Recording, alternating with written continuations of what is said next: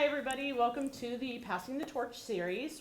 Today we have Mary Laffey Beemsterboer, which was Mary Laffey while she was here. Which year did you graduate? 1985. There we go.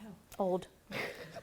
She's here to speak about teaching both in elementary school, and she now teaches dance. So I will let you take Great. over. Thank you. I'm very happy to be here today. It's a lot of fun. I haven't been in this room in ages, that's for sure. So just a little bit about me. Mary Laffey Beemsterboer is my name. Beemsterboer is my married name, so it's much easier for me to go by Laffey with Irish dance because it's easier to pronounce and it doesn't scare people when they look at it on paper. So I am currently the director and owner of the Celtic Academy of Irish Dance. I also am the secretary at Emmanuel Church, and I went through Wright State University and received a Bachelor's of Science degree in elementary education. So a little bit of well-roundedness. Usually I get the question, do I miss teaching school? Yes and no. Miss the children, don't miss all the paperwork. But it is definitely a good field to get into. So we'll kind of touch base on that as well. With my personal life, been married to my husband Dan Beemsterboer for 31 years. We have a daughter named Mia who is a senior at Beaver Creek High School.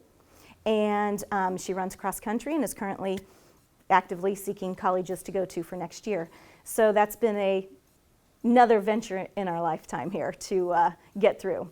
But on with that, as I graduated Carroll High School, like I said, I went on to Wright State University, 4 years for the elementary education degree. I taught for 8 years at Our Lady of the Rosary Elementary School. And then this massive boom in Irish dance happened because of Lord of the Dance and River Dance. Put Irish dancing on the map, made it very popular, and my dance school, which is the Celtic Academy of Irish Dance, tripled in size basically overnight. So it became very difficult for me to juggle both the full-time job of teaching school and now what became a full-time job of an Irish dance school. So when I took over the school in 1989, I had less than 20 students. Now in 2023, we have over 100 students in the school.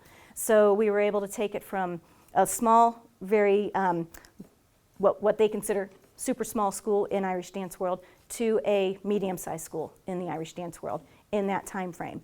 I have the distinct pleasure of working with a lot of students, a lot of young children ages 4 on up, and just really honored to watch them grow and learn and progress through their levels of Irish dance.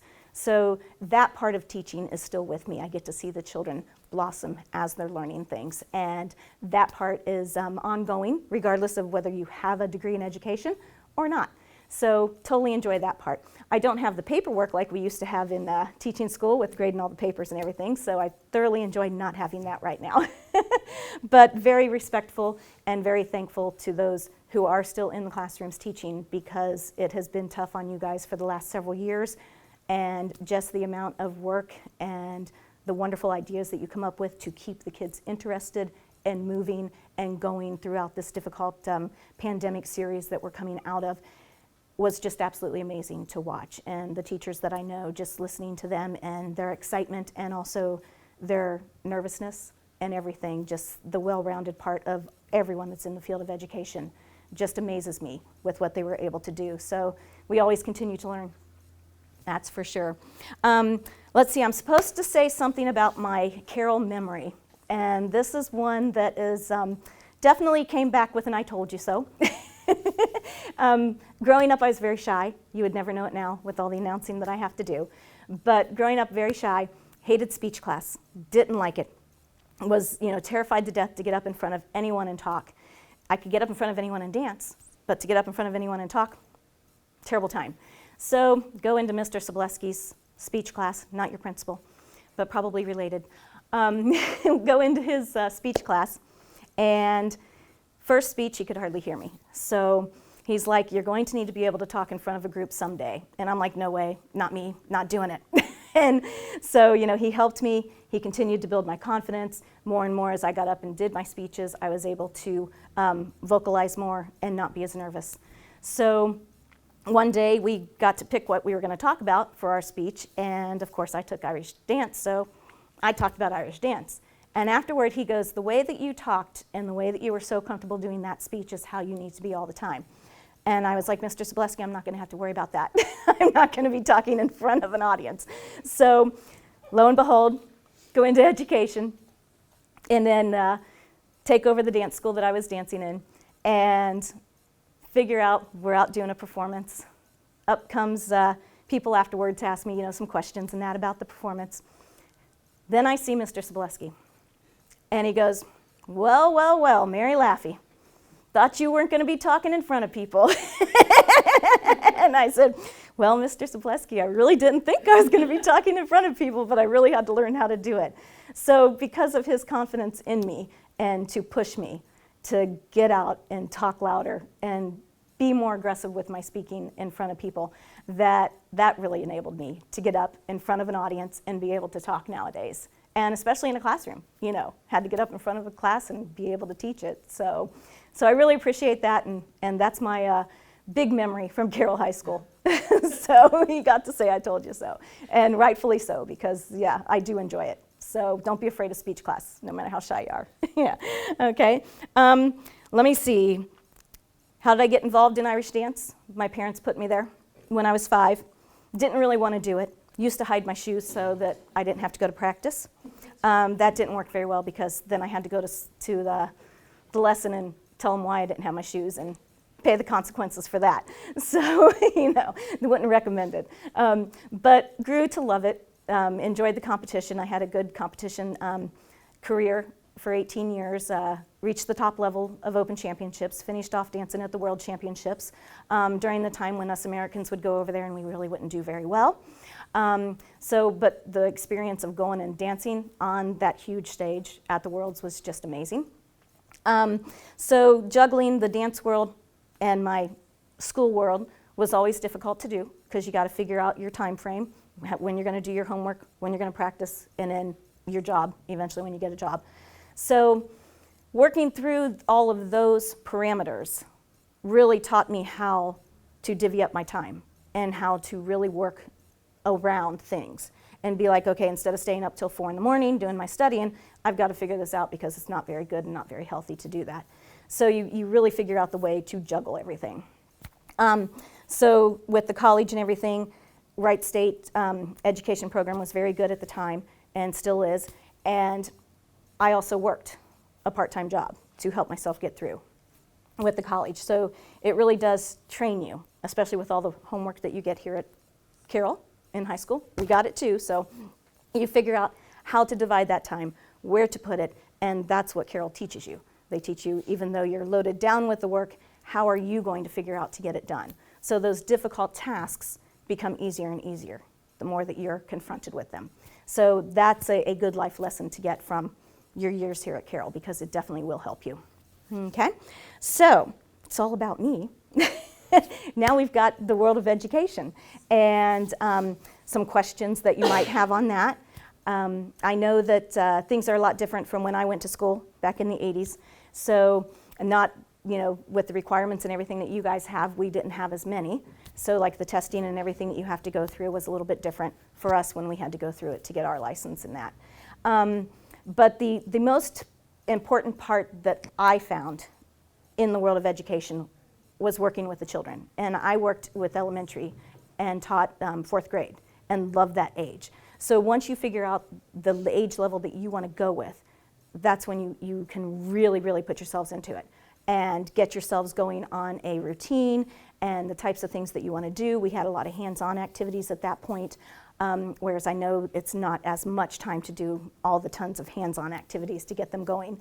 But we really found that worked with the group of children that we had over at Our Lady of the Rosary. So using that part of it with the hands-on, not so much of just sitting there lecturing with them back and forth, but getting them involved into it, having them put ownership into their work was absolutely amazing and just really, really helped. Especially helped me because not only did I teach them, they also taught me. And that's the best part of education because it goes both ways. And I wasn't really good with the younger ones because I really wanted to talk with them and, you know, just listen to their stories all day because 5-year-olds just have wonderful stories to tell you all day long. So, you know, I was like, nope, kindergarten's not for me. I want to play with them instead of, you know, and just talk with them and do all the stories and all that. So, you know, getting down to let's write, you know, let's do this. That wasn't very good because I knew my limit. It was not with the 5-year-olds. But anyway, with that, once you find that level that you want to work with, you can excel. And you're just going to explode and go in all kinds of different directions with it and really, really be beneficial. And it's going to be wonderful. So we'll take any questions now because I think I've like talked my whole Do you have any? 10-minute time here. What was like the most, when did you realize that you wanted to teach the grade level that you were teaching? Actually, it was when I did my student teaching. Okay. Yeah, because I knew I wanted younger kids. I knew high school. I didn't want to do high school. So mainly because of my height. I'm only 5'2". But no, I really liked working with the younger ones. So as I was doing the student teaching and they put you into different grade levels in that to see what your experience is going to be, that's when I realized that I liked that 9 and 10 age level. Yeah, whereas 11, no, by the time the summertime, we were letting out for summer with 4th grades, it was like, bye, have a good summer. Because, you know, the attitudes start to change a little bit and that. Yeah, so that part, that's when I learned which level I really wanted. So take advantage of that time student teaching and talk to the teachers because they're the ones with that knowledge that'll be able to help you and say, well, you know, at this level, this is what the kids, you know, are going to be like. And they have that experience from year to year to year. So that really helped me as well, just to investigate it.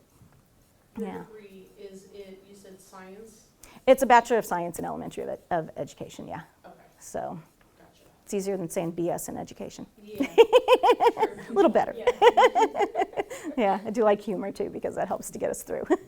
Yeah, so I do have the 4-year degree. So didn't go back for the master's because at that time that I was considering to go back for the master's degree was when the dance school took off. So then it was that decision, what do I do? And it was a hard decision to make, but also my dream was with the dancing and to someday be able to just teach it was, you know, always a goal of mine, but you knew at that point too because Irish dancing just wasn't out there for people to know about. So knowing that part, I knew it wasn't going to be able to fulfill it at that time and only be able to do the Irish dancing and not teach elementary school. Because I think when I left, or when the river dance phase came out, I think our school had about 50 dancers in it, 40 to 50 dancers in it, so it was small at the time. Yeah, just a couple nights a week, not like nowadays. Yeah. So it was a tough decision, but it ended up being a good decision. Yeah. And then, oh, that's quite all right. That's quite all right. Yeah. And did you have any other questions on education? So when you were like planning your curriculum and what you were going to do for that day, like how did that look? Did you take it like a day-by-day basis, kind of like what Yeah. you were teaching? Yeah, when I first started, I did day by day, or you know, then you grow it out to week by week. Yeah, because you have to learn that process, and you have to figure every principal is different on what they expect from you as well. Yeah. So getting that lesson plan book, and I had a really good mentor. The 3rd grade teacher at Our Lady of the Rosary was a wonderful mentor to me, Helen Jones. So she was the one that was able to, you know, kind of guide me and say, this is how you want to do it. You know, start with, you know, your first day. Put down what you want to do. And she literally told me, she goes, now, you're going to get to the point where you're not going to write everything down and you're just going to write like down the little topics that you want to take care of each day. But spell it out. She goes, that way if you get nervous and get lost as you're teaching, you can easily look at your notes and say, oh, that's where I'm at. That's where I got to go to.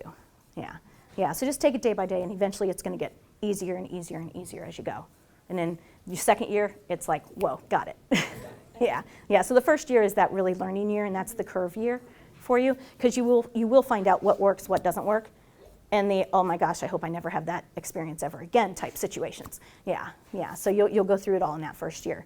But you'll have your scary moments, but don't let those frighten you away, because, you know, in life we always have those difficult moments, and we can always get through them.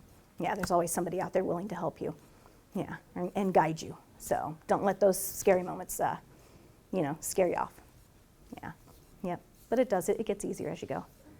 Yeah, yeah.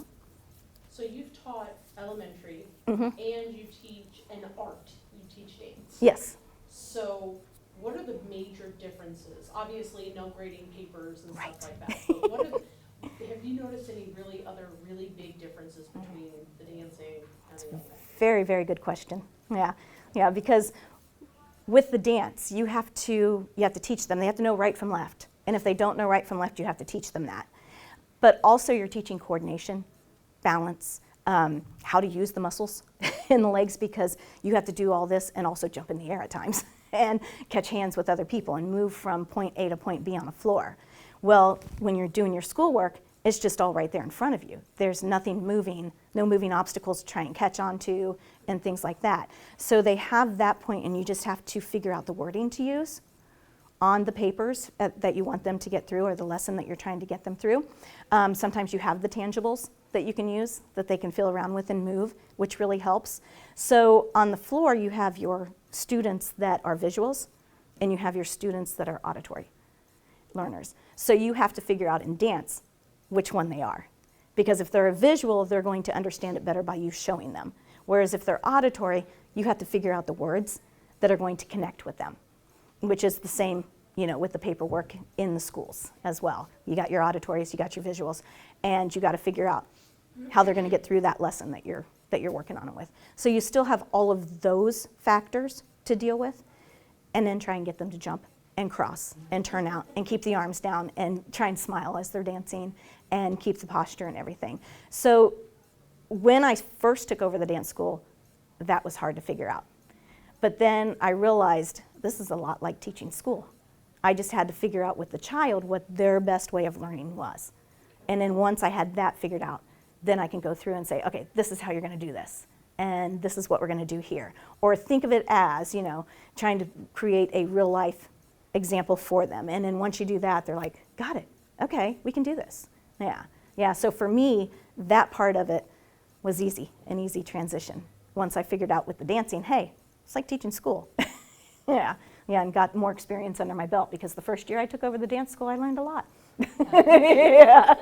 Yeah, there was a lot of different factors that you don't realize go into it. So, yeah, but once you figure that part out, it's not golden, but it's easier.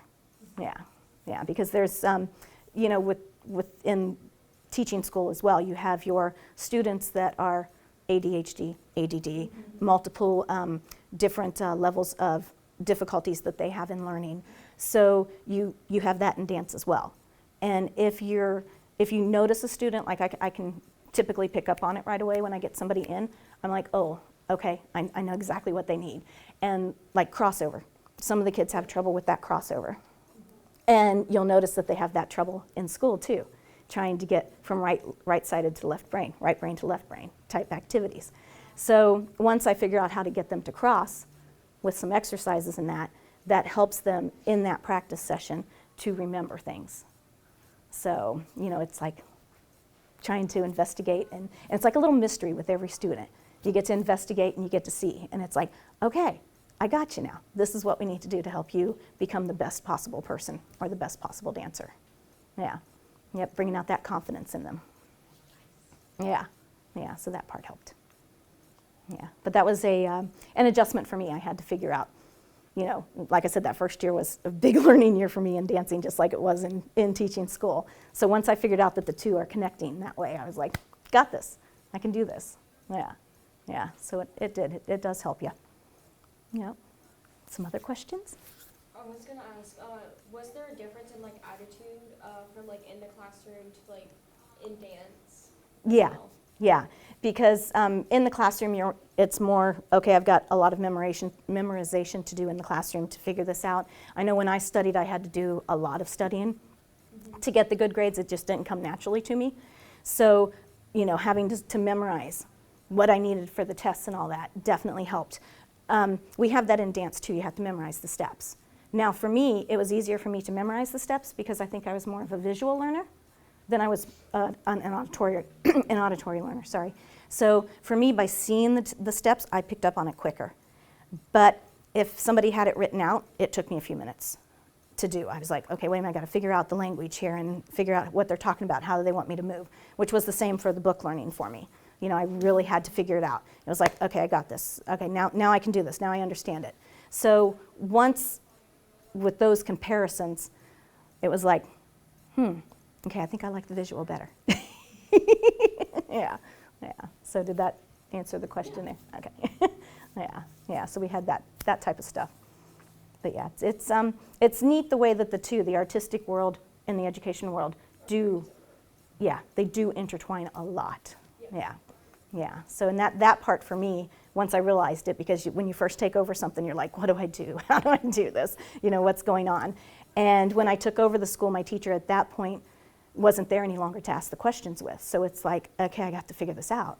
I don't have anybody to mentor me in this, so now I've got to figure out all these different aspects, which is similar to your first year of teaching, but you do have people there to help you. So going through it, it was pretty scary, and it's like, okay, how do I do this? What do I do? You know, here's my first step, and then once you get past that, you're able to figure it out and go on from year to year, and it gets easier. With everything, but I like how they intertwine together. Yeah, we just do a different way of choreographing things. Yeah, because you have to. And you get the little kids, even though you didn't like them when you were teaching, in the classroom. You still get them. Oh yeah. Yeah. The littles. Get the littles, and I do have teachers that help me, thank goodness, because otherwise the littles would just be telling me stories all day long, and we would just be laughing and having a good time. So and that's not what they're coming there for. They're coming there to learn how to dance and that. So I know my weaknesses, and that's one of the things. Wherever you're at, you got to know what your weaknesses are, and then rely on people to help you through those weaknesses, and also figure out how you're going to get yourself through those weaknesses if there's no one around that can help you at that point in time. Yeah, you have to learn to be very flexible in both worlds. That's another area that was definitely interesting in the dancing world. Those first experiences of going out and doing shows and all of that on my own and figuring things out, compared to being flexible here, when you have your drills, fire drills, your active shooter drills, all those. Yeah, when you have that, you have those distractions, and we have those distractions in the dance world as well. So getting yourself through all of that is like, okay, I can do this. Yeah, what's my process? And then that process going forward. Yeah, so it does help. In teaching, did you see, how do I want to word this, test anxiety versus being on stage anxiety? Yes, that's a good question. Yes, it is, because the nerve level is there. And you have that, the mental part of psyching yourselves out, and then that's keeping you from doing what you already know that you can do. Instead of trusting in yourself and letting it come out, you're actually blocking it. And there is definitely comparisons between both of them and how you treat them. Kind of like talking them off an edge is what you're doing. And it's like, hey, you're smart. You know this, believe in yourself. And I'm a huge believer in that self-confidence, building it up, because you have to have that regardless, no matter where you're at, no matter what you're doing. You need that self-confidence, so I'm huge on that. So taking a test, because some of the dancers will talk to me about their tests and that, and I'll ask them how school's going and everything, and they're like, I'm really worried about this, and I'm like, you know it. Can you tell me what you don't know? That's one of the things I'll ask them. Tell me what you don't know about that subject. And they're like, what do you mean? I said, well, you're worried about taking the test. What don't you know? And they're like, but I know it. I'm like, there you go. So what are you worried about? You know it. You just told me so. So now, go do your test. I'm going to ask you how you did tomorrow. And they'll come back and they'll tell me that, hey, they did pretty good on it. Or they'll be like, I didn't do as well as I wanted. That's life. Sometimes we're really good and we do great. Other days, we're mediocre. And some days, we are just not with it at all. So that's life. And I said, so, you pull them in that way. And the same thing with dance. I tell them, do you know your dance? Like, yeah. It's okay. Do you know what you do that might need a little bit of extra work in your dance? The parts where you have a little bit of problems? Yeah. Okay. So when you get out there on stage, smile during that part. I said, it's going to bring the judge's eye up to your face instead of at your feet. You won't have to worry about it. I said, so you got to find those little things, those little tricks that help you get through that difficult moment that you're having. But yeah, the anxiety level is skyrocketing. That's probably the hardest part of teaching dance, is that anxiety level, because the competitive part of Irish dance is so much different than the show part of Irish dance. We get to have fun in the shows. We get to have a great time on stage. We're entertaining an audience, and the kids absolutely love that. Whereas they're in competition, they love to do the competition because they wouldn't be there otherwise. And then right before they go up, they start to melt down. I can't do this. There's no way. And I'm like, you just used a word that we're not allowed to use because I won't let them use the word can't. What's wrong? And then you can slowly pull it out of them and be like, okay, now, do we need to worry about X factor that you just said right now? Can we put that aside? And they're like, yeah. I'm like, okay, excellent. Now, what do you need to focus on? What do we talk about during class? So you just kind of pull them in to what they normally do as they're practicing. And they're like, but this is competition. Yeah, so that means you have to do it better than what you do for me at practice. And typically they do, 9 times out of 10. Yeah, and 9 times out of 10 I can tell them, get out of your head. And they know what I mean. And I'll use the phrase dance stupid with them, because growing up in the 80s, I got to see Scott Hamilton win his gold medal in ice skating. And he did an interview not long after that, and he said the last thing his coach told him to do before he did his skate was to skate stupid, which means take your brain out of it. Don't think about it. Let your muscles do what they know how to do. And you get into that muscle memory. And he said, I don't remember my gold skate because I was just doing it. So I use that a lot on the kids. Yeah, just dance stupid. Get the brain out of it, you know? Do you have to dance with this or do you dance with your feet? Which one are you going to use? So, and 9 times out of 10, they get up there and do a good job. We have that small little factor where sometimes they'll fall, and then I'm back to getting that anxiety level back down and getting them back into where they need to be, which is what you have to do when you're taking tests in school as well. You know, get out of my head, let me do what I know. Yeah, I'm nervous, but let me just answer those questions as best I can. And it's all right to make mistakes. That's what I tell my dancers. Just like in school, it's okay to make a mistake. That's how we learn. You know, we've done choreography when we're choreographing a dance, a new dance and that, or we've got it done, we're practicing it, somebody makes a mistake in the dance, and it ends up we put that mistake into the choreography because sometimes those mistakes are better than what we originally choreographed. So just like with school, sometimes you make a mistake, but it becomes a great learning lesson, and it's like, oh my God, that actually worked. How did I get that to work from making that error on that problem? Yeah, so we learn from them. They help us, you know. They're not, making mistakes isn't meant to be a horrible thing. It's meant to be there to help us. Okay, that's the way we learn. Yeah. So I have questions more on your business side. Yes. So obviously going from a teacher to being completely owning your own business, right? What do you think your biggest strengths are within owning your own organization? And then do you often find that for like website development or accepting financials to pay for the courses, do you often find yourself going external and buying something off the shelf that you plug and play in your system, or do you kind of in-house develop everything that you do? Don't in-house because I'm not very good with tech. So that kind of stuff I do rely on people to help me with it. Just like today, because I was going to play a dance for you guys, so just like today, you know, hey, how do I get this up on the screen and that. Teenagers are great resources. Yep, because they definitely help me. As a matter of fact, I have a couple of the teenagers that are doing the social media for the school. Yes, because I'm horrible at it. I'm not always on social media, and then half the time I'm like, oh yeah, I'm supposed to do that post, and then it's like midnight, oh yeah, let me do that post. So having somebody to help me, just because technology wasn't always there with us growing up. Yeah. You know, it was just starting and everything. So it's not always forefront. And texting, group texts and all that give me anxiety because it's like I can't keep up trying to respond, so then I just let it go for a while and then finally respond to it. So that type of stuff for me is my anxiety level. That gets me going. So I require on a lot of help there. Business side of the studio, I don't like. I'd rather be in the studio working, and my husband always laughs at me because he goes, you're just not a good business person. But he also doesn't see the backgrounds of what I'm working in on the business side. He just sees the struggle when I'm trying to do the tax part of it because, yeah, that's scary to me.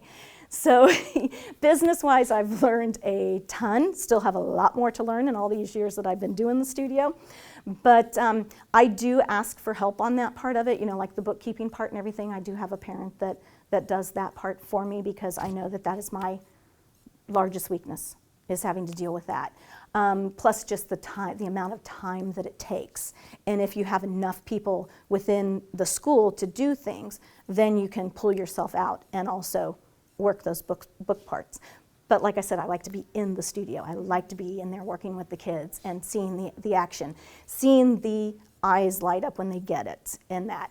So the business end is probably my weakest point in the studio part of it.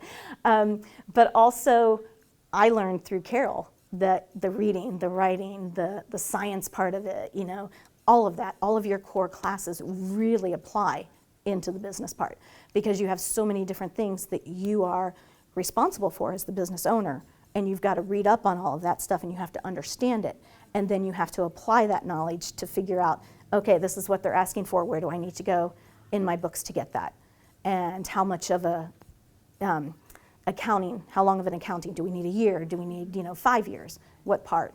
So it's been interesting. I've had a lot of help. Yeah, my husband does help, instead of just laughing at me, he does help. He does work with me on that. But the part, I truly don't like the business end of it. But the promotion part, I can do. That's easy to do. Go out there and do performances. That's how we get the majority of our promotion part. The business end of that part is, the handling all the phone calls. And right now we're getting into the busy season with St. Patrick's Day coming up, so the phone's starting to ring a lot more, and doing the scheduling part of it. Got to know Excel. Okay, getting those groups, organizing your groups to go out into the St. Patrick's Day and going around. And then the business end of it of like, okay, these are the people that you need to contact, and these are who I need to call and make sure that we're confirmed and going out, and if there's payments, because we do accept payments for the performances. If there's payments, okay, we got to look at that. Did that group pay us? Then let's go back and make sure we collect that money. So it's a constant. When you hire other teachers Mm-hmm. or dance instructors, is that something that you enjoy doing, just simply because you're picking the next person who's going to be teaching Mm-hmm. another course? Yeah. How do you find the people who you hire? It's dancers that have grown up in the school. Okay, so they Yeah. typically come back. Yeah, there are several of them right now that I have that are sticking around and teaching, and it's fantastic because that's another person to bat ideas off of. Yeah, and the kids as well. When we're choreographing things, I get everybody's input on it. And a lot of times I'll give the kids an assignment and say, okay, you got the next 10 minutes, you got to make up a dance. And then that brings the anxiety on. Well, wait a minute, what do you mean? I said, 10 minutes, go do this dance. It's going to be a reel. Go figure out what you're going to do. And they get baffled because that's all the directions that I'll give to them. Like, does it need to be a 6-hand, an 8-hand? I said, well, how many's in your group? And they'll tell me, and I'm like, that's how many it's going to be 4. Go figure it out. So that enables us as the teachers that are up there during the class, watching them, figure out, hey, these guys are the ones, these guys work together good, these guys don't. Let's make sure we don't put them in groups together again, like what you would do in school, Find your partners that you know are going to work with you well. And it also enables us to see how they think about the dance, and then their favorite parts that they like in the dances. And then we take all of that knowledge and we're like, okay, well, let's make sure we don't put this move in a dance because they don't really like it.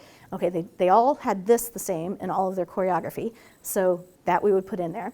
And then once we have kind of a shell of a dance, then we take that dance and we show them, and we say, okay, now we need your guys' input.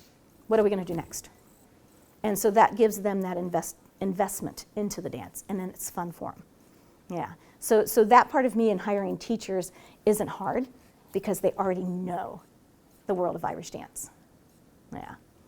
Yeah. That's really cool. That's a great idea to bring everybody together and learn from what you're watching them do. That's Mm-hmm. awesome. All the time. I should do that with my own employees. Well, and it's great because there's the one that, I don't know, is it KLC? Is that how they pronounce, is that the one? The Kate Lydia? Oh, KLC, yeah. Kate, Lydia, and Claire? Yep. Yeah. So they actually put together one that they actually have been doing at shows. And Mhm. it's not just those people doing it anymore. They taught it to the other people. We taught to the So entire there's school. So now Yeah. it's kind of a cool thing that they're doing a dance that was choreographed By the kids. students. Mm-hmm. And it's great, and I know that they thought it was awesome to have it up on the stage. Yeah. And then for them to do it at other shows, even when they weren't there, it's like, that's awesome, Yeah. that's my work, like, I Mhm. did that. That's a legacy. Yep. Yeah, yeah, and just the amount of pride and confidence that it gives them, that to me is everything right there. I don't care, I always tell them, you guys cannot disappoint me. The only way that you can, there's one way that you can disappoint me, and that is to give up on yourselves. And if you give up on yourselves, then I'm going to be right there talking to you and getting you right back, because I will not let you do that. So when you get out there, even like in competition, you fall. So what, you fell. Okay, we know, all right? Most likely you won't get the result you wanted, but okay, what did we learn from that fall? How can we recover from that? What do we got to do at practice now? What are you most afraid of? Falling again. Okay, it's going to happen. You know, I'm not going to stand here and tell you that it's not going to happen. It's going to happen. Just like in school, we fail a test. May not be the only one you fail. It's going to happen again. Somewhere along the lines, you're going to forget something. It's going to happen again. How do we come up? How do we recover from it? How do we build our self-confidence back up and our mental game back up?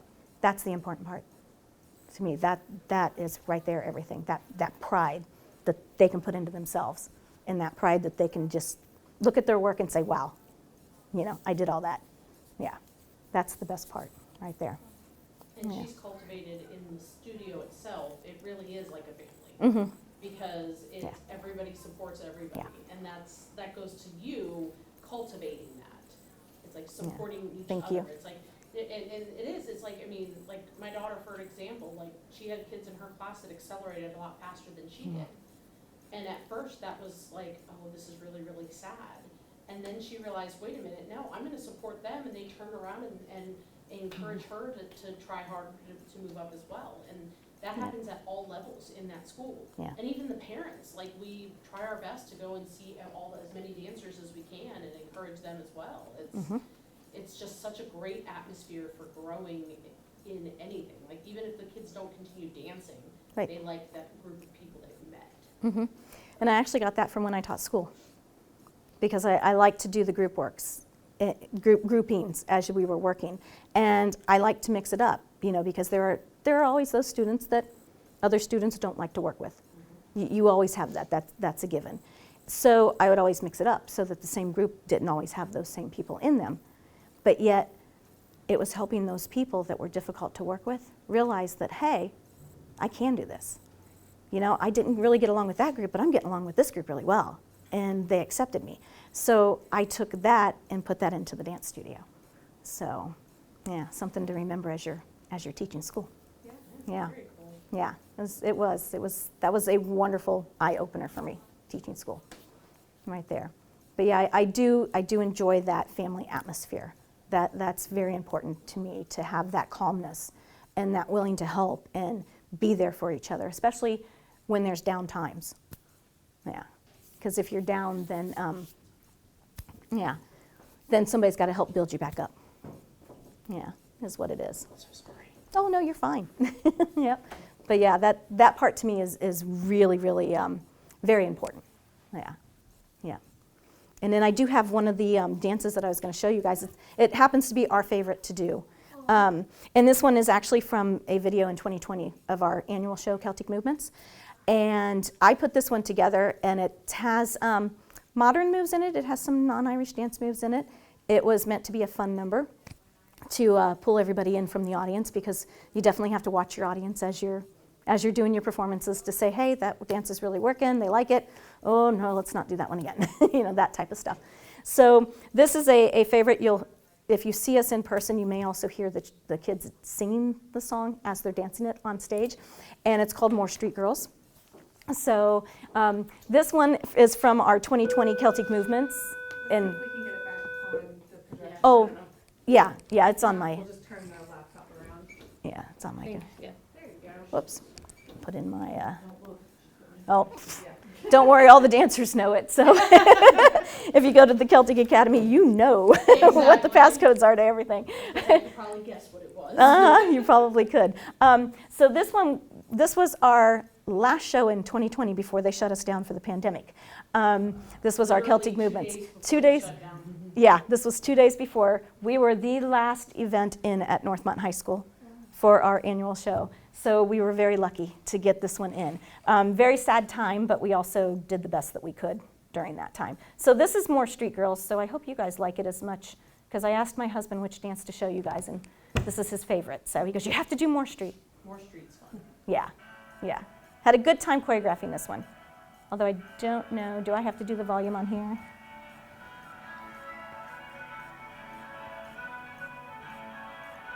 It's up as long as it'll go. Okay.